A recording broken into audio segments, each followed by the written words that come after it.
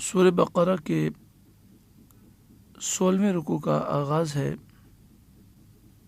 ارشاد فرمایا وَمَن يَرْغَبُ عَن مِّلَّةِ إِبْرَاهِيمَ إِلَّا مَن سَفِهَ نَفْسَهُ، اور ابراہیم کے دین سے کون منہ پھیرے سوا اس کے جو دل کا احمق ہے۔ یعنی ابراہیم علیہ السلام کے دین سے اور آپ کی شریعت سے وہی منہ پھیر سکتا ہے جو احمق اور نادان ہے۔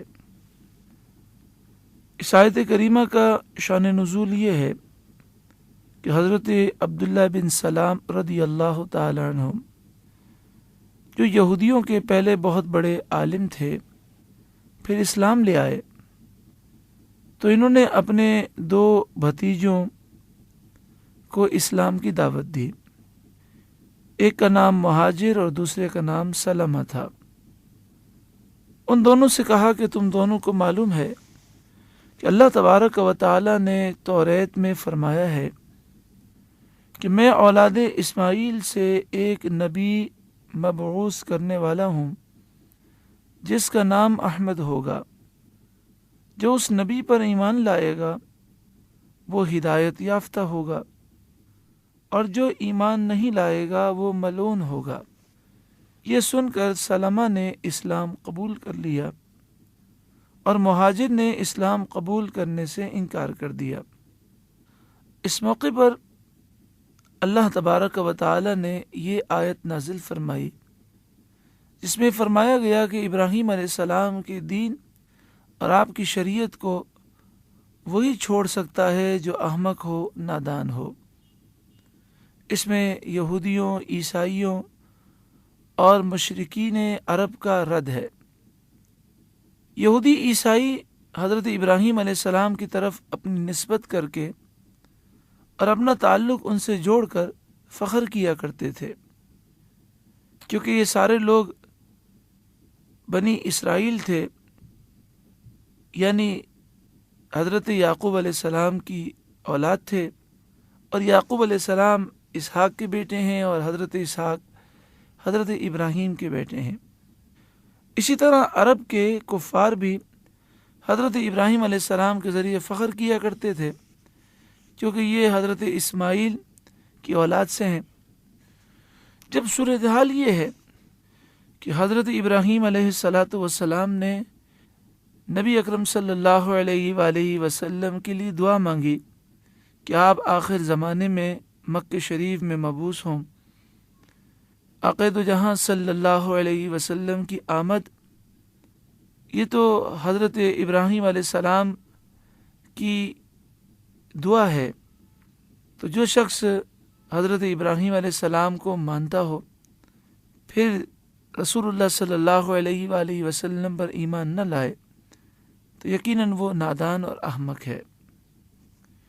آگے ارشاد فرمایا وَلَقَدِ اصْطَفَيْنَاهُ فِي الدُّنْيَا وَإِنَّهُ فِي الْآخِرَةِ لَمِنَ الصَّالِحِينَ، اور بے شک ضرور ہم نے دنیا میں ابراہیم کو چن لیا کہ رسول بنایا، خلیل بنایا۔ وَإِنَّهُ فِي الْآخِرَةِ لَمِنَ الصَّالِحِينَ، اور بے شک وہ آخرت میں ہمارے خاص قرب کی قابلیت والوں میں ہیں۔ یعنی حضرت ابراہیم علیہ السلام کے خاص درجات ہیں، اللہ کے مقرب بندوں میں سے آپ ہیں۔ اذ قال له ربه اسلم، جبکہ اس سے اس کے رب نے فرمایا گردن رکھ، اپنے سر کو جھکا دے۔ قال اسلمت لرب العالمین، عرض کی میں نے گردن رکھی اس کے لیے جو سارے جہاں کا رب ہے، یعنی میں نے اپنے سر کو رب العالمین کے لیے جھکا دیا، میں رب العالمین کا فرما بردار ہوں۔ حضرت عبداللہ بن عباس رضی اللہ تعالی عنہما فرماتے ہیں کہ حضرت ابراہیم علیہ السلام کو یہ حکم اللہ تعالیٰ نے اس وقت فرمایا جب وہ سرنگ سے نکلے، اور اس کا واقعہ یہ ہے کہ نمرود نے ایک خواب دیکھا اور اس خواب کی تعبیر اسے یہ بتائی گئی کہ عنقریب پیدا ہونے والا ایک بچہ اس کی حکومت کو ختم کر دے گا۔ تو اس نے حکم دیا کہ اس سال جتنے بچے پیدا ہوں گے سب کو قتل کر دیا جائے گا۔ حضرت ابراہیم علیہ السلام کی ولادت ہوئی تو ان کی ولادت سے پہلے ان کے لیے زمین میں ایک سرنگ کھودی گئی، اور جب ولادت کا وقت آیا تو آپ کی والدہ اس سرنگ میں چلی گئی۔ حضرت ابراہیم علیہ السلام کافی عرصے تک اس سرنگ میں رہے۔ جب آپ کی والدہ آپ کے پاس دودھ پلانے کے لیے آتی تو آپ یہ دیکھتی کہ آپ اپنی انگلیاں چوس رہے ہیں اور ان سے دودھ جاری ہے۔ تو جب آپ سرنگ سے باہر تشریف لائے تو اس وقت آپ کو یہ حکم ہوا کہ اسلام پر ہمیشہ قائم رہو اور اللہ کے حضور جھکے رہو۔ آگے ارشاد فرمایا وَوَصَّى بِهَا ابراہیم بنیہ ویعقوب، اور اسی دین کی وصیت کی ابراہیم نے اپنے بیٹوں کو اور یعقوب نے وصیت کی، یعنی حضرت ابراہیم نے بھی اپنے بیٹوں کو اسی دین کی وصیت کی اور حضرت یعقوب نے بھی اپنی اولاد کو اسی دین کی وصیت کی۔ اس میں یہودیوں کا رد ہے جو یہ کہتے تھے کہ حضرت ابراہیم علیہ السلام نے اور حضرت یعقوب علیہ السلام نے اپنے بیٹوں کو یہودی مذہب اختیار کرنے کی وصیت کی تھی۔ تو قرآن مجید فقان حمید نے ان کا رد فرمایا اور یہ بیان کیا کہ حضرت ابراہیم اور حضرت یعقوب علیہ السلام نے اپنے بیٹوں کو اسلام پر قائم رہنے کی وصیت فرمائی تھی۔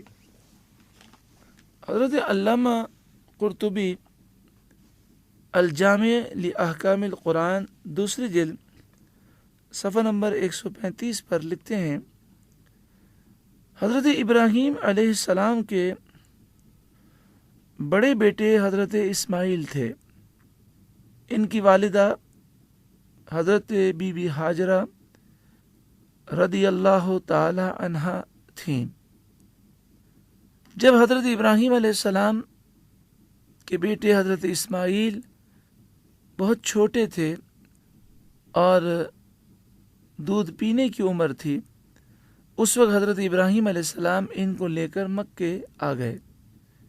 حضرت اسماعیل اپنے بھائی حضرت اسحاق سے 14 سال بڑے تھے۔ جس وقت حضرت اسماعیل علیہ السلام کی وفات ہوئی ان کی عمر 137 سال تھی، اور حضرت ابراہیم علیہ السلام کی وفات کے وقت ان کی عمر 89 سال تھی۔ حضرت علامہ قرطبی نے 89 سال لکھی ہے، لیکن اس میں کئی اقوال ہیں۔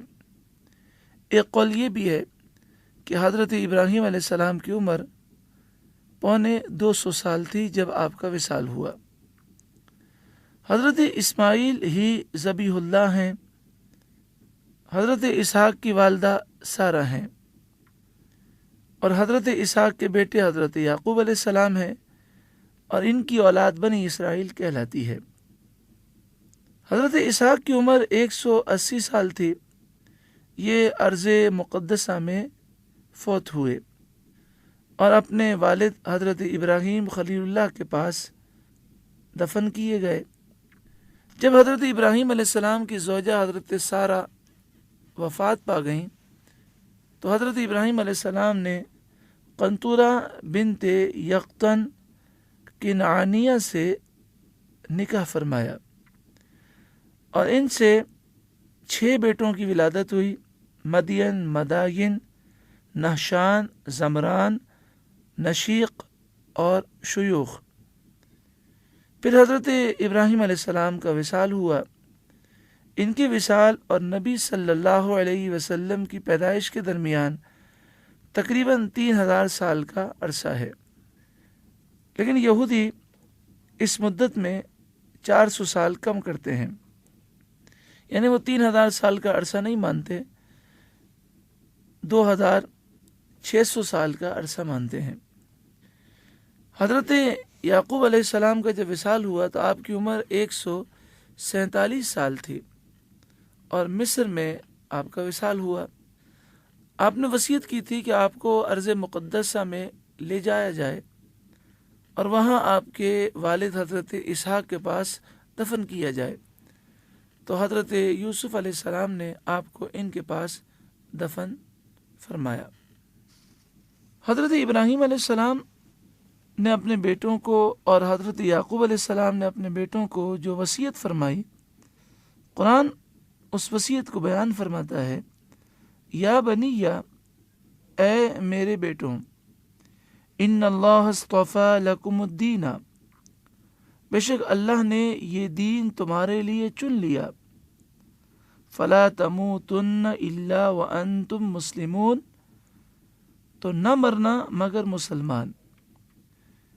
یعنی حضرت ابراہیم علیہ السلام اور حضرت یعقوب علیہ السلام نے اپنے بیٹوں کو یہ وصیت فرمائی کہ اے میرے بیٹوں، اللہ تعالیٰ نے دین اسلام کو تمہارے لیے پسند فرمایا ہے، مرتے دم تک اسی دین پر قائم و دائم رہنا اور مسلمان رہنا۔ اس سے معلوم ہوا کہ حضرت ابراہیم اور حضرت یعقوب علیہ السلام اور ان کی اولاد کا دین دین اسلام تھا، یہودی مذہب ان کا دین نہیں تھا، بلکہ ہر نبی نے دین اسلام ہی کی دعوت دی ہے اور ہر نبی کے ماننے والے مسلمان تھے۔ آگے ارشاد فرمایا، ام کنتم شہداء اذ حضر یعقوب الموت، اعلیٰ حضرت امام اہل سنت نے ترجمہ فرمایا بلکہ تم میں کے خود موجود تھے جب یعقوب کو موت آئی، یعنی اے یہودیوں، تم یہ دعویٰ کرتے ہو کہ یعقوب علیہ السلام نے یہودیت کی دعوت دی اپنی اولاد کو، حالانکہ تمہارے بڑے اس بات کو جانتے ہیں اور تم بھی جانتے ہو کہ حضرت یعقوب علیہ السلام نے مرتے وقت، وصال کے وقت صرف اور صرف اسلام کی دعوت دی۔ اذ قال لبنیہ ما تعبدون من بعدی، جبکہ یعقوب نے اپنے بیٹوں سے فرمایا میرے بعد کس کی عبادت کرو گے؟ قالوا نعبد الہک و الہ آبائک ابراہیم و اسماعیل و اسحاق الہ واحدا، وہ بولے ہم عبادت کریں گے اس کی جو آپ کا خدا ہے اور آپ کے آباء و اجداد کا خدا ہے، یعنی ابراہیم اور اسماعیل اور اسحاق کا جو خدا ہے اس کی ہم عبادت کریں گے، الہ واحدہ، ایک ہی خدا، یعنی ہم ایک ہی خدا کی عبادت کریں گے جو آپ کا حضرت ابراہیم، اسماعیل اور اسحاق علیہم السلام کا خدا ہے، وَنَحْنُ لَهُ مُسْلِمُونَ، اور ہم اس کے حضور گردن رکھے ہیں، ہم مسلمان ہیں۔ بخاری شریف حدیث نمبر 4437، ام المومنین حضرت عائشہ صدیقہ رضی اللہ تعالی عنہ بیان کرتی ہیں کہ حالت صحت میں نبی اکرم صلی اللہ علیہ وسلم نے ارشاد فرمایا، کسی نبی کی روح اس وقت تک قبض نہیں کی جاتی جب تک کہ وہ جنت میں اپنی جگہ نہ دیکھ لے، پھر اس کا معاملہ اس کے ہاتھ میں دے دیا جاتا ہے، یا فرمایا کہ پھر اسے اختیار دے دیا جاتا ہے۔ چنانچہ جب حضرت یعقوب علیہ السلام کو موت و زندگی کا اختیار دیا تو آپ نے موت کو اختیار فرمایا۔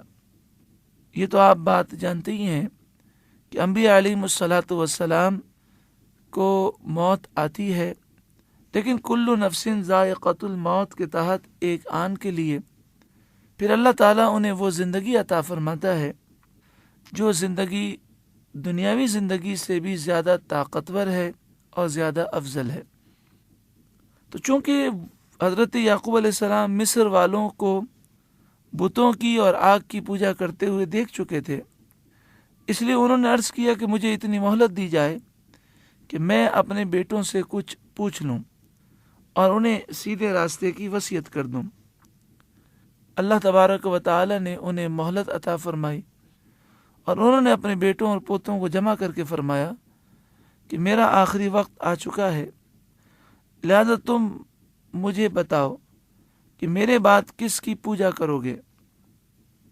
ان کے بیٹوں اور پوتوں نے جو جواب دیا اس کو بیان کرتے ہوئے اللہ تعالی نے آگے ارشاد فرمایا، قالوا نعبد الہک و الہ آبائک ابراہیم و اسماعیل و اسحاق الہ واحدا، ہم عبادت کریں گے اس کی جو آپ کا خدا ہے اور آپ کے آبا و اجداد کا خدا ہے، یعنی ابراہیم اور اسماعیل اور اسحاق کا خدا، الہ واحدہ ایک ہی خدا، وَنَحْنُ لَهُ مُسْلِمُونَ ہم اس کے حضور جھکنے والے ہیں، ہم مسلمان ہیں۔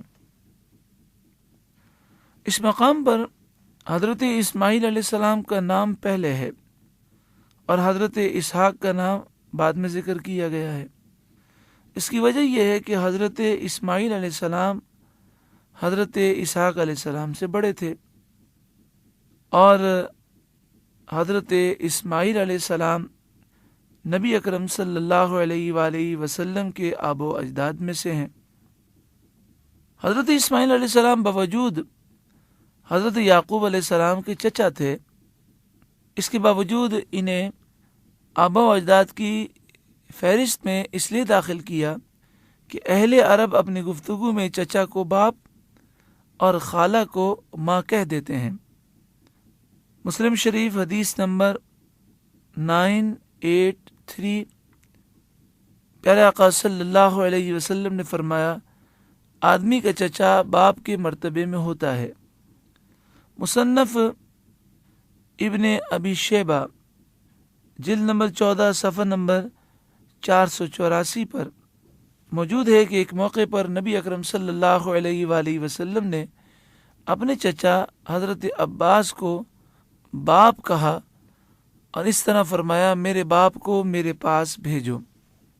تو اس سے معلوم یہ ہوا کہ لفظ ابن عربی میں چچا کے لیے، تایا کے لیے اور والد کے لیے بھی استعمال ہوتا ہے اور دادا کے لیے بھی استعمال ہوتا ہے۔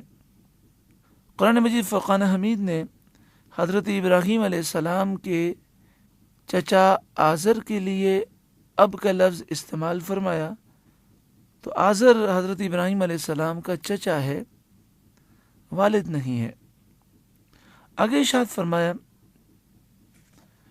تِلْکَ أُمَّةٌ قَدْ خَلَتْ لَهَا مَا كَسَبَتْ وَلَكُمْ مَا كَسَبْتُمْ، یہ ایک امت ہے کہ گزر چکی، ان کے لیے ہے جو انہوں نے کمایا اور تمہارے لیے ہے جو تم کماؤ، وَلَا تُسْأَلُونَ عَمَّا كَانُوا يَعْمَلُونَ، اور ان کے کاموں کی تم سے پرسش نہ ہوگی، یعنی ان کے کاموں کے متعلق تم سے سوال نہ کیا جائے گا۔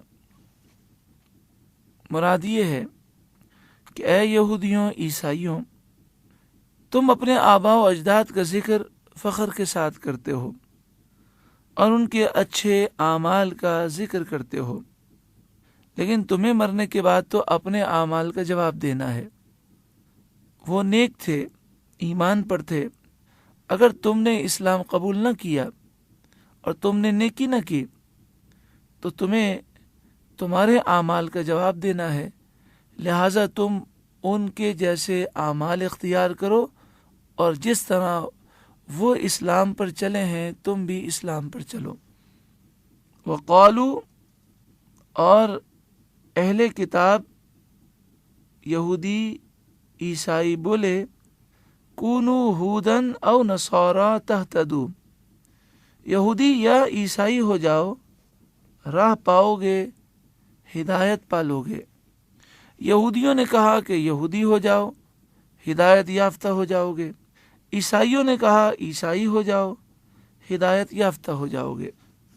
تفسیر خازن میں ہے کہ حضرت عبداللہ بن عباس رضی اللہ تعالی عنہما فرماتے ہیں یہ آیت یہودیوں کے سرداروں کے بارے میں نازل ہوئی۔ ہوا یہ تھا کہ ان لوگوں نے مسلمانوں کے ساتھ دین کے بارے میں جھگڑا کیا۔ ہر فریق اپنے آپ کو اللہ کے دین کا زیادہ حقدار سمجھتا تھا۔ یہودیوں نے کہا کہ ہمارے نبی حضرت موسیٰ علیہ السلام تمام انبیاء کرام سے افضل ہیں، ہماری کتاب توریت دیگر تمام کتابوں سے افضل ہے، اور ہمارا مذہب تمام مذاہب میں سب سے افضل ہے۔ یہ بات کہہ کر ان لوگوں نے حضرت عیسیٰ علیہ السلام اور ان پر نازل ہونے والی کتاب انجیل اور ہمارے نبی صلی اللہ علیہ وآلہ وسلم کا انکار کیا۔ پھر عیسائیوں نے بھی اسی طرح کی باتیں کہیں، اور دونوں گروہوں نے مسلمانوں سے کہا کہ ہمارا مذہب اختیار کر لو، کیونکہ ہمارے مذہب کے علاوہ کوئی مذہب کچھ حیثیت نہیں رکھتا۔ تو ان کے جواب میں یہ آیت کریمہ نازل ہوئی۔ قل، اے محبوب آپ فرمائیے، بل ملت ابراہیم حنیفہ، بلکہ ہم تو ابراہیم کا دین لیتے ہیں جو ہر باطل سے جدا تھے، وما کان من المشرکین، اور مشرکوں سے نہ تھے۔ اس میں یہودیوں، عیسائیوں اور مشرکین مکہ کا رد ہے کہ حضرت ابراہیم علیہ السلام شرک نہیں کرتے تھے، حالانکہ یہودی، عیسائی، مشرکین مکہ حضرت ابراہیم علیہ السلام سے نسبت پر فخر کرتے ہیں، مگر اس کے باوجود یہ شرک میں مبتلا ہیں۔ یہودی حضرت عزیر کو خدا الہ معبود سمجھتے ہیں اور اللہ کا بیٹا سمجھتے ہیں۔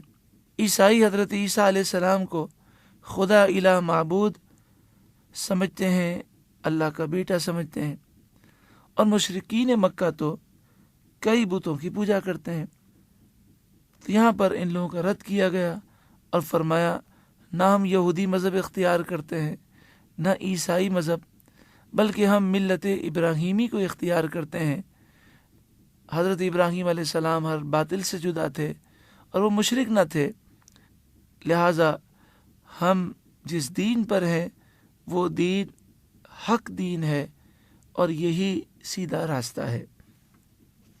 قولوا آمنا باللہ، اے مسلمانوں، یہودیوں، عیسائیوں کو یوں کہو کہ ہم ایمان لائے اللہ پر، وما انزل الینا، اور اس پر جو ہماری طرف اترا، وما انزل الی ابراہیم و اسماعیل و اسحاق و یعقوب والاسباط، اور جو اتارا گیا ابراہیم اور اسماعیل اور اسحاق اور یعقوب اور ان کی اولاد پر، وما اوتی موسیٰ و عیسیٰ، اور جو عطا کیے گئے موسیٰ اور عیسیٰ، وما اوتی النبیون من ربہم، اور جو عطا کیے گئے باقی انبیاء اپنے رب کے پاس سے، لا نفرق بین احد منہم، ہم ان میں کسی پر ایمان میں فرق نہیں کرتے۔ انبیاء کرام کے درمیان فرق نہ کرنے سے مراد یہ ہے کہ ہم ایسا نہیں کرتے کہ بعض انبیاء پر ایمان لائیں اور بعض کا انکار کریں، اور جس طرح عیسائیوں کا طریقہ ہے کہ سیدنا محمد صلی اللہ علیہ وآلہ وسلم سے بیزاری کا اظہار کرتے ہیں اور بعض انبیاء کرام کو تسلیم کرتے ہیں۔ ہمارا طریقہ یہ ہے کہ ہم تمام انبیاء کرام پر ایمان لاتے ہیں اور اس پر بھی ایمان رکھتے ہیں کہ تمام انبیاء کرام حق اور ہدایت پر تھے۔ بخاری شریف حدیث نمبر 4485، حضرت ابو ہریرہ رضی اللہ تعالی عنہ بیان کرتے ہیں کہ یہودی عبرانی زبان میں توریت کو پڑھتے تھے اور مسلمانوں کے لیے عربی زبان میں اس کی تفسیر کرتے تھے۔ رسول اللہ صلی اللہ علیہ وسلم نے مسلمانوں سے فرمایا کہ تم اہل کتاب کی نہ تو تصدیق کرو اور نہ ان کی تکذیب کرو، اور یوں کہو کہ آمنا باللہ وما انزل الینا، ہم ایمان لائے اللہ پر اور اس کتاب پر ایمان لائے جو ہماری طرف نازل کی گئی، یعنی خاموشی اختیار کرو۔ یہ حکم ان آیات کا ہے جن کا حق اور سچ ہونا واضح نہ ہو، ورنہ اگر یہودی یا عیسائی حضرت عیسیٰ یا حضرت عزیر کے بارے میں ایسی باتیں پیش کریں جن میں ان کے خدا ہونے کا تذکرہ ہو تو ان باتوں کو جھوٹا ہی کہا جائے گا۔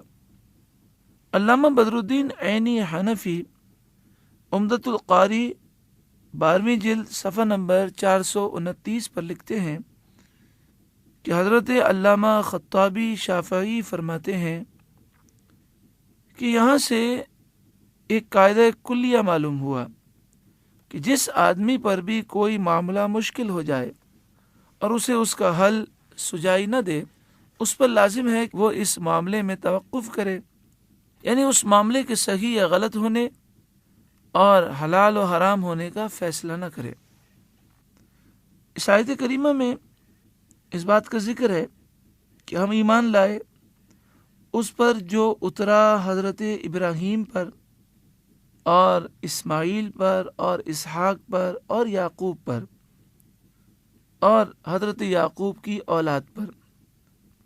تو یہاں مراد وہ وحی ہے جو ان انبیاء پر اتری، اور حضرت ابراہیم علیہ السلام پر 10 صحیفے بھی اترے، جیسا کہ حضرت امام جلال الدین سیوطی الشافعی علیہ رحمہ اپنی کتاب جمع الجوامع میں حدیث نمبر 15076 لکھتے ہیں، اور امام فخر الدین رازی تفسیر کبیر سورۃ الاعلیٰ آیت نمبر 19 کے تحت لکھتے ہیں کہ حضرت ابو ذر رضی اللہ تعالیٰ عنہ نے نبی اکرم صلی اللہ علیہ وسلم سے سوال کیا کہ اللہ تعالیٰ نے کتنی کتابیں نازل فرمائیں؟ ارشاد فرمایا 100 صحیفے اور 4 کتابیں نازل فرمائیں۔ ان میں سے 50 صحیفے حضرت شیث علیہ السلام پر، 30 صحیفے حضرت خنوخ یعنی حضرت ادریس علیہ السلام پر، 10 صحیفے حضرت ابراہیم علیہ السلام پر، اور 10 صحیفے توریت سے پہلے حضرت موسیٰ علیہ السلام پر نازل فرمائے، اور توریت، انجیل، زبور اور قرآن مجید اللہ نے نازل فرمایا۔ آگے ارشاد فرمایا وَنَحْنُ لَهُ مُسْلِمُونَ، اور ہم اللہ کے حضور گردن رکھے ہیں، اسی کے فرما بردار ہیں، اس کی بارگاہ میں جھکے ہوئے ہیں۔ فَإِنْ آمَنُوا بِمِثْلِ مَا آمَنْتُمْ بِهِ فَقَدِ اهْتَدَوْا، پھر اگر وہ یہودی بھی یوں ہی ایمان لائے جیسا تم لائے، جب تو وہ ہدایت پا گئے۔ اگر یہ یہودی توبہ کر لیں اور اے مسلمانوں جس طرح تم ایمان لائے ہو اس طرح یہ بھی ایمان لے آئیں تو یہ ہدایت پا جائیں گے۔ وَإِن تَوَلَّوْا فَإِنَّمَا هُمْ فِي شِقَاقٍ، اور اگر منہ پھیریں تو وہ نری ضد میں ہیں، یعنی اگر یہ ایمان نہیں لاتے اور منہ پھیرتے ہیں تو اس کی وجہ یہ نہیں کہ حق ان پر واضح نہیں ہوا، بلکہ اس کی وجہ صرف ضد ہے اور محض مخالفت ہے۔ فَسَيَكْفِيكَهُمُ اللَّهُ، تو اے محبوب عنقریب اللہ ان کی طرف سے آپ کو کفایت کرے گا، یعنی اللہ تعالیٰ ان کے شر سے بچانے کے لیے آپ کو کافی ہے۔ وَهُوَ السَّمِيعُ الْعَلِيمُ، وہی خوب سننے والا جاننے والا ہے۔ علامہ قرطبی الجامع لأحکام القرآن 2 جلد صفحہ نمبر 143 پر لکھتے ہیں کہ جب نبی اکرم صلی اللہ علیہ وآلہ وسلم کی پیشنگوئی کے مطابق حضرت عثمان رضی اللہ تعالیٰ عنہ کو شہید کیا گیا، تو اس آیت فَسَيَكْفِيكَهُمُ اللَّهُ پر حضرت عثمان کا خون گرا تھا۔ یعنی اس وقت حضرت عثمان غنی رضی اللہ تعالیٰ عنہ قرآن کی تلاوت کر رکھے تھے اور آپ کو شہید کیا گیا، تو جو نسخہ آپ کے سامنے تھا تو اس آیت کریمہ پر حضرت عثمان غنی رضی اللہ تعالیٰ عنہ کا خون گرا۔ اللہ تعالیٰ حضرت عثمان غنی رضی اللہ تعالیٰ عنہ کے صدقے میں ہمیں حضور صلی اللہ علیہ وسلم کی محبت اور دین کی سچی الفت نصیب فرمائے۔ صبغۃ اللہ، ہم نے خود کو اللہ کے رنگ میں رنگ لیا ہے۔ حضرت عبداللہ بن عباس رضی اللہ تعالیٰ عنہ فرماتے ہیں کہ اللہ کے رنگ سے مراد اللہ کا دین ہے، اور اللہ نے دین کو صبغہ رنگ اس لیے فرمایا کہ جس طرح رنگ کا اثر کپڑے پر ظاہر ہوتا ہے، اسی طرح دین کا اثر دیندار پر ظاہر ہوتا ہے۔ جس طرح کپڑے پر رنگ ظاہر باطن دونوں میں اثر کرتا ہے، اسی طرح دین انسان کے ظاہر و باطن کو بدل دیتا ہے۔ حضرت عبداللہ بن عباس رضی اللہ تعالیٰ عنہ فرماتے ہیں کہ عیسائیوں میں جب کسی کے یہاں بچہ پیدا ہوتا اور وہ 7 دن کا ہو جاتا تو وہ اس کو پیلے رنگ کے پانی میں غوطہ دیتے تھے، اس پانی کو وہ معمودی کہتے تھے۔ غوطہ دینے کے بعد کہتے تھے کہ اب یہ بچہ پکا عیسائی ہو گیا۔ اسی طرح اگر کوئی شخص عیسائی مذہب اختیار کرتا تو اسے بھی پیلا پانی دیا جاتا تاکہ وہ اسے غسل کرے، اور کہتے اب عیسائی مذہب کا رنگ چڑھ گیا، تو فرمایا یہ پیلا رنگ تو اتر جائے گا، ہم پر جو رنگ چڑھا ہے وہ دین الہی کا رنگ ہے، یہ دنیا اور آخرت میں قائم و دائم رہے گا۔ ومن احسن من اللہ صبغہ، اور اللہ کے رنگ سے بہتر کس کا رنگ ہوگا؟ وَنَحْنُ لَهُ عَابِدُونَ، اور ہم اسی خدائے واحد کے عبادت گزار ہیں۔ قُلْ أَتُحَاجُّونَنَا فِي اللَّهِ، آپ فرمائیے کیا اللہ کے بارے میں ہم سے جھگڑتے ہو؟ وَهُوَ رَبُّنَا وَرَبُّكُمْ، حالانکہ وہ ہمارا بھی رب ہے اور تمہارا بھی، وہ ہمارا بھی مالک ہے تمہارا بھی مالک ہے۔ وَلَنَا أَعْمَالُنَا وَلَكُمْ أَعْمَالُكُمْ، اور ہماری کرنی ہمارے ساتھ اور تمہاری کرنی تمہارے ساتھ، ہمارے اعمال ہمارے لیے ہیں اور تمہارے اعمال تمہارے لیے ہیں۔ وَنَحْنُ لَهُ مُخْلِصُونَ، اور ہم نرے اسی کے ہیں اور ہم اخلاص کے ساتھ اسی کے فرما بردار ہیں۔ یہودیوں اور عیسائیوں نے مسلمانوں سے کہا کہ ہمارا دین تمہارے دین سے زیادہ پرانا ہے۔ انبیاء کرام علیہ السلام بھی ہم ہی لوگوں میں سے ہوئے ہیں اور ہمارے دین پر رہے ہیں، لہذا تم لوگوں کی بنسبت ہم اللہ تعالیٰ کے زیادہ قریب ہیں۔ اللہ تعالیٰ نے اس بات کے جواب میں مسلمانوں کو حکم دیا کہ وہ یہودیوں اور عیسائیوں سے کہیں کہ کیا تم اللہ کے متعلق ہم سے بحث کرتے ہو، حالانکہ وہ ہمارا بھی رب ہے اور تمہارا بھی رب ہے، یعنی ہم اور تم اللہ کے معاملے میں برابر ہیں، کیونکہ وہ ہمارا بھی پروردگار ہے اور تمہارا بھی پروردگار ہے، اور ہمارے لیے ہمارے اعمال ہیں اور تمہارے لیے تمہارے اعمال ہیں، یعنی ہر شخص کے لیے اس کے عمل کا بدلہ ہے۔ وَنَحْنُ لَهُ مُخْلِصُونَ، اور ہم نرے اسی کے ہیں، ہم اخلاص کے ساتھ اسی کے فرما بردار ہیں۔ یعنی اے اہل کتاب، ہم صرف اللہ ہی کی عبادت کرتے ہیں اور تم شرک کرتے ہو، لہذا اللہ رب العالمین سے ہم زیادہ قریب ہیں۔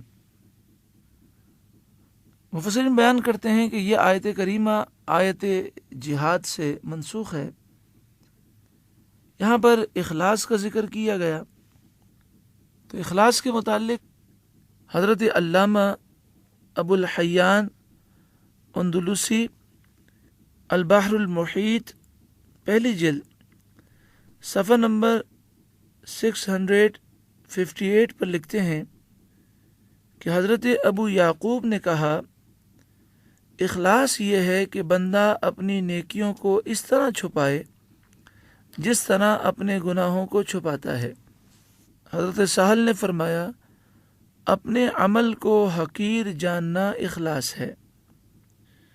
حضرت ابو سلیمان دارانی نے ارشاد فرمایا، ریاکار کی 3 علامتیں ہیں، جب وہ اکیلا ہو تو عبادت سے تھک جاتا ہے، اور جب لوگوں کے درمیان ہو تو تر و تازہ ہوتا ہے، اور جب اس کی تعریف کی جائے تو نیک عمل زیادہ کرتا ہے، اور اخلاص ریا کے بالمقابل ہے۔ اللہ تعالی ہمیں ہر نیک کام میں اخلاص عطا فرمائے۔ ام تقولون ان ابراہیم و اسماعیل و اسحاق و یعقوب والاسباط کانوا ھودا او نصارا، بلکہ تم یوں کہتے ہو کہ ابراہیم اور اسماعیل اور اسحاق اور یعقوب اور ان کے بیٹے یہودی یا عیسائی تھے۔ قل، آپ فرمائیے، اانتم اعلم ام اللہ، کیا تمہیں علم زیادہ ہے یا اللہ کو؟ یقیناً اللہ تعالیٰ کو علم زیادہ ہے۔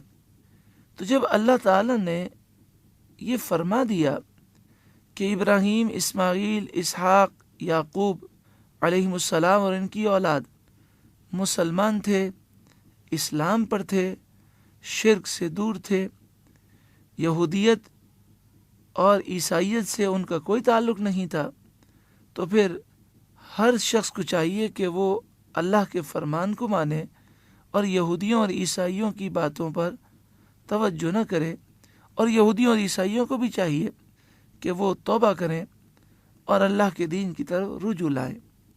ومن اظلم ممن کتم شہادۃ عندہ من اللہ، اور اس سے بڑھ کر ظالم کون جس کے پاس اللہ کی طرف سے گواہی ہو اور وہ اسے چھپائے۔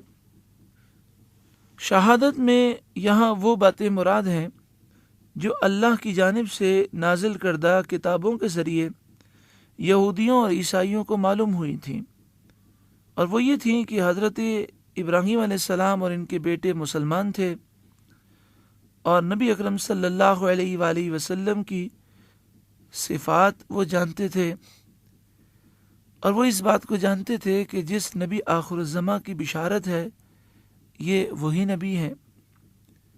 لیکن ان لوگوں نے ان باتوں کو چھپایا اور ان کا انکار کیا۔ یقیناً ان لوگوں نے یہ بہت بڑا ظلم کیا۔ وَمَا اللَّهُ بِغَافِلٍ عَمَّا تَعْمَلُونَ، اور اللہ تعالیٰ ان کاموں سے بے خبر نہیں جو تم کرتے ہو۔ اللہ تبارک و تعالی ہمیں آخرت کی فکر عطا فرمائے۔ اللہ ہمارے کاموں سے واقف ہے، اللہ دیکھ رہا ہے۔ ہمیں چاہیے کہ ہم اللہ کی بارگاہ میں سچی پکی توبہ کریں۔ استغفر اللہ، استغفر اللہ، استغفر اللہ، ہاتھ اٹھا کے دعا کریں، اللہ تعالی ہمارے دلوں کی سختی کو دور فرمائے اور ہمیں ایک اچھی اور پاکیزہ زندگی گزارنے کی توفیق عطا فرمائے۔ تلک امۃ قد خلت، وہ ایک گروہ ہے کہ گزر گیا، لہا ما کسبت ولکم ما کسبتم، ان کے لیے ان کی کمائی اور تمہارے لیے تمہاری کمائی، ان کے لیے ان کے اعمال، تمہارے لیے تمہارے اعمال۔ ولا تسألون عما كانوا يعملون، اور تم سے ان کے کاموں کے بارے میں پوچھا نہیں جائے گا، تم سے تمہارے اعمال کے بارے میں پوچھا جائے گا۔ لہٰذا وہ نیک تھے، وہ ہدایت پر تھے، وہ اسلام پر کاربند رہے، اگر تم ان سے نسبت رکھتے ہو تو انہی کے نقش قدم پر چلو، اگر تم ایمان نہ لائے تو ان سے نسبت رکھنا تمہیں کوئی فائدہ نہیں دے گا۔ تم لوگ اپنے آباء و اجداد کی فضیلت پر بھروسہ نہ کر لو، بلکہ خود بھی عمل کرو، کیونکہ ہر شخص کی اس کے اپنے عمل پر گرفت ہوگی۔ یہاں پر ایک وضاحت بہت ضروری ہے۔ اس آیت کریمہ سے یہ نتیجہ نکالنا غلط ہے کہ کسی شخص کو دوسرے کے عمل سے فائدہ نہیں پہنچ سکتا، اور یہ کہنا کہ فوت شدہ مسلمانوں کے لیے ایصال ثواب کرنا جائز نہیں ہے، اور اس آیت کو دلیل میں پیش کرنا یہ نادانی ہے۔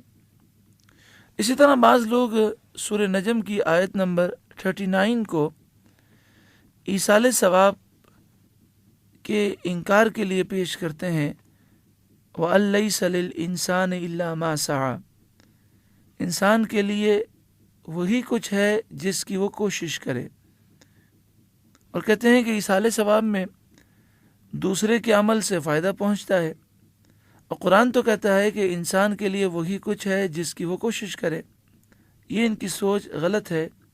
حضرت علامہ سید احمد طہطاوی حاشیہ مراقی الفلاح صفحہ نمبر 377 پر لکھتے ہیں کہ حضرت عبداللہ بن عباس رضی اللہ تعالی عنہما نے فرمایا کہ وَأَن لَّيْسَ لِلْإِنسَانِ إِلَّا مَا سَعَىٰ، یہ آیت دوسری آیت سے منسوخ ہو گئی، اور دوسری آیت یہ ہے سورہ طور آیت نمبر 21، وَالَّذِينَ آمَنُوا وَاتَّبَعَتْهُمْ ذُرِّيَّتُهُمْ بِإِيمَانٍ أَلْحَقْنَا بِهِمْ ذُرِّيَّتَهُمْ وَمَا أَلَتْنَاهُمْ مِنْ عَمَلِهِمْ مِنْ شَيْءٍ، اور وہ لوگ جو ایمان لائے اور ان کی اولاد نے ایمان میں ان کی پیروی کی، ان کی اولاد کو ہم ان کے ساتھ ملا دیں گے، اور ان کے عمل میں کسی قسم کی کمی نہیں کریں گے۔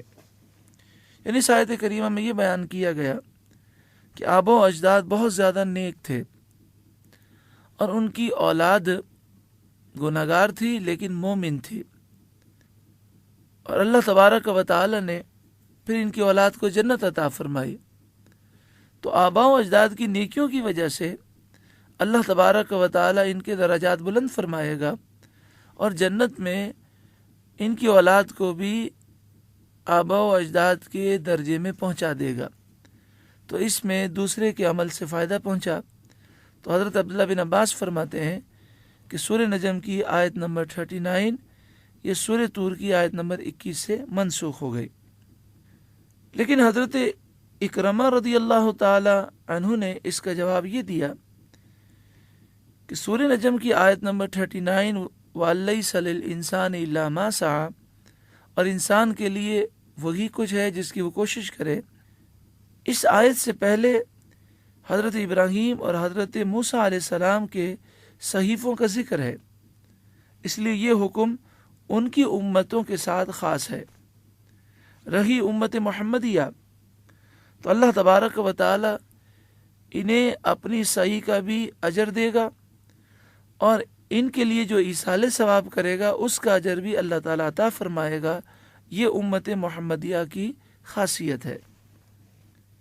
لیکن حضرت علامہ ربیع بن انس اور حضرت علامہ ثعلبی نے اس آیت کا جواب یہ دیا کہ یہاں انسان سے مراد کافر ہے، اور یہاں مراد یہ ہے کہ کافر جو کچھ دنیا میں کوشش کرتے ہیں اس کوشش کا نتیجہ انہیں صرف دنیا میں ملے گا، اور آخرت میں ان کے لیے کوئی چیز نہیں ہے، اور کوئی دوسرا کوشش کرے گا تو اس سے ان کافروں کو کوئی فائدہ حاصل نہیں ہوگا۔ ایک جواب حضرت علامہ طہطاوی نے یہ دیا کہ اس آیت میں مراد گناہ ہے، انسان کو صرف اس کے عمل سے گناہ ہوتا ہے، دوسروں کے گناہوں کا بوجھ اس پر نہیں ڈالا جاتا۔ یعنی کسی شخص کا انتقال ہو گیا تو جو اس نے گناہ کیے ہیں وہ گناہ اس کے نامہ اعمال میں ہوں گے. دوسرے لوگ گناہ کریں تو وہ گناہ اس کے نامہ اعمال میں نہیں آئیں گے. ہاں، ایک صورت ہو سکتی ہے کہ مرنے سے پہلے اس نے کسی کو گناہ کی ترغیب دی، تو وہ جب تک گناہ کرتا رہے گا اس کے نامہ اعمال میں بھی گناہ لکھے جائیں گے.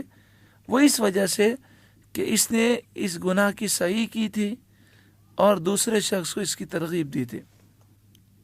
جو لوگ ایصال ثواب کے منکر ہیں، یہ ابن تیمیہ کو اپنا امام مانتے ہیں اور ابن تیمیہ کے حوالے کو بڑا مستند سمجھتے ہیں.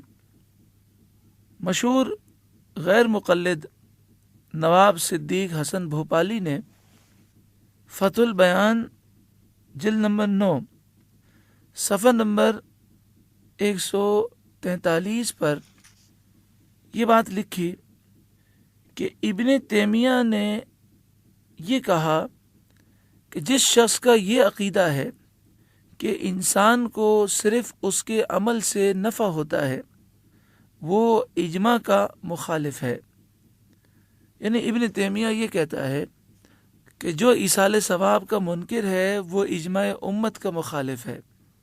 تو ہم یہ کہنا چاہتے ہیں کہ اگر ہماری نہیں مانتے تو تم تو ابن تیمیہ کو اپنا امام مانتے ہو، تو اسی کی بات مان لو. ابن تیمیہ یہ کہتا ہے کہ یہ بات کئی وجوہات سے باطل ہے. ایک وجہ یہ ہے کہ انسان کو دوسرے شخص کی دعا سے فائدہ پہنچتا ہے اور یہ عمل غیر سے فائدہ پہنچا. یعنی جو یہ عقیدہ رکھتا ہے کہ دوسرے کے عمل سے کسی کو فائدہ نہیں پہنچتا تو دوسرے کی دعا سے تو فائدہ پہنچتا ہے، تو پتہ چلا کہ یہ عقیدہ درست نہیں ہے. اس طرح ابن تیمیہ نے 20 وجوہات بیان کی. یہ 20 ایسی وجوہات ہیں جس کی وجہ سے جو یہ عقیدہ رکھے کہ انسان کو صرف اس کے عمل کا نفع پہنچتا ہے اور دوسرے کے عمل کا نفع اسے نہیں پہنچ سکتا، وَلَيْسَ لِلْإِنسَانِ إِلَّا مَا سَعَىٰ، یہ آیت پڑھ کر وہ یہ تاثر دینے کی کوشش کرے، تو ابن تیمیہ کہتا ہے کہ 20 وجوہات ایسی ہیں جس سے ثابت ہوتا ہے کہ اس کا یہ عقیدہ غلط ہے. دوسری وجہ یہ بیان کی کہ نبی صلی اللہ علیہ وسلم میدان محشر میں پہلے حساب کے لیے شفاعت فرمائیں گے، پھر جنت میں دخول کے لیے سفارش کریں گے اور آپ کے عمل سے دوسروں کو فائدہ پہنچے گا. تیسری وجہ یہ ہے جن لوگوں نے کبیرہ گناہ کیے ہوں گے انہیں نبی اکرم صلی اللہ علیہ وسلم کی شفاعت کے صدقے میں جہنم سے نکالا جائے گا، تو یہ فائدہ بھی ان کے اپنے اعمال کی وجہ سے نہیں بلکہ دوسرے کی طرف سے ہے. چوتھی وجہ یہ ہے کہ فرشتے زمین والوں کے لیے دعا اور استغفار کرتے ہیں. پانچویں وجہ، اللہ تعالیٰ بعض ایسے گناہ گاروں کو جہنم سے نکالے گا جن کا کوئی عمل صالح نہیں ہوگا، یہ نفع بغیر عمل اور صحیح کے حاصل ہوا. یعنی بات یہی چل رہی ہے کہ یہ کہنا کہ انسان کو اپنے ہی عمل کا فائدہ پہنچتا ہے اور کسی اور کی طرف سے اسے کوئی فائدہ یا بغیر عمل کے کوئی فائدہ نہیں پہنچ سکتا، تو یہ سوچ اس کی غلط ہے. اور پھر یہ سوچ رکھ کر یہ کہنا کہ ایصال ثواب کرنا درست نہیں ہے، تو یہ سوچ قرآن و حدیث کے خلاف ہے. چھٹی وجہ اس نے یہ بیان کی کہ مسلمانوں کی اولاد اپنے آبا کے عمل سے جنت میں جائے گی اور یہ عمل غیر سے نفع ہے. ساتویں وجہ یہ ہے کہ اللہ تعالیٰ نے 2 یتیم لڑکوں کے قصے میں بیان فرمایا وَكَانَ أَبُوهُمَا صَالِحًا، ان لڑکوں کو اپنے باپ کی نیکی سے فائدہ پہنچا. آٹھویں وجہ یہ ہے کہ سنت اور اجماع سے ثابت ہے کہ میت کو دوسروں کے کیے ہوئے صدقات سے فائدہ پہنچتا ہے. نویں وجہ یہ ہے کہ حدیث سے ثابت ہے کہ میت کے ولی کی طرف سے حج کرنے سے میت پر جو حج فرض ہوتا ہے وہ ساقط ہو جاتا ہے اور یہ فائدہ بھی عمل غیر سے ہے. اسی طرح نیک پڑوسی سے زندگی میں اور موت کے بعد بھی نفع حاصل ہوتا ہے. حدیث شریف میں ہے ذکر کرنے والوں کی مجلس میں بیٹھا ہوا ایک ایسا شخص بخشا گیا جس نے ذکر نہیں کیا تھا، صرف ان کی مجلس میں بیٹھنے کی وجہ سے بخشا گیا۔ میت پر نماز جنازہ پڑھنا اور اس کے لیے استغفار کرنا عمل غیر کا نفع ہے۔ اللہ تعالیٰ نے نبی صلی اللہ علیہ وسلم سے فرمایا وَمَا كَانَ اللَّهُ لِيُعَذِّبَهُمْ وَأَنْتَ فِيهِمْ، اور اللہ کی یہ شان نہیں ہے کہ وہ ان کو عذاب دے حالانکہ آپ ان میں موجود ہوں۔ یعنی معلوم یہ ہوا کہ ان کے اعمال تو ایسے ہی تھے کہ یہ برباد ہو جائیں، مگر حضور کی وجہ سے ان پر عذاب نہیں آیا۔ اسی طرح بعض لوگوں کی نیکیوں کی وجہ سے اللہ تعالیٰ بعض بروں سے عذاب کو ٹال دیتا ہے۔ تو اس طرح کی کئی وجوہات فتح البیان میں لکھی گئیں کہ ابن تیمیہ نے یہ وجوہات بیان کی، اور اس طرح اس بات کو بیان کیا گیا کہ وَأَلَّيْسَ لِلْإِنسَانِ إِلَّا مَا سَعَى کا یہ مفہوم پیش کرنا کہ انسان جو نیک اعمال کرتا ہے اس کا فائدہ صرف اسے پہنچتا ہے اور دوسروں کے نیک اعمال سے اسے فائدہ نہیں پہنچتا، اور پھر ایصال ثواب کا انکار کر دینا، یہ قرآن و حدیث اور اجماع امت کے خلاف عقیدہ ہے۔ اللہ تبارک و تعالی ہمیں درست اور صحیح عقیدے پر ہمیشہ کاربند فرمائے، اللہ ہمارے ایمان کی حفاظت فرمائے۔ الحمدللہ پہلے پارے کی تفسیر مکمل ہوئی۔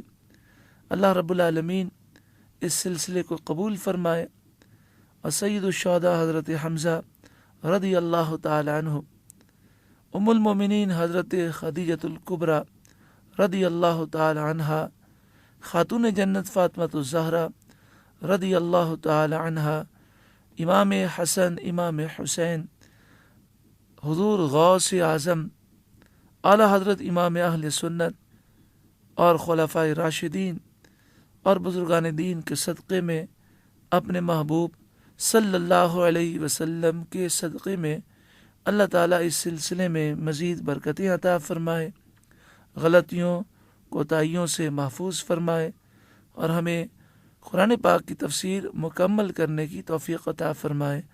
آمین بجاہ سید المرسلین صلی اللہ علیہ وآلہ وسلم۔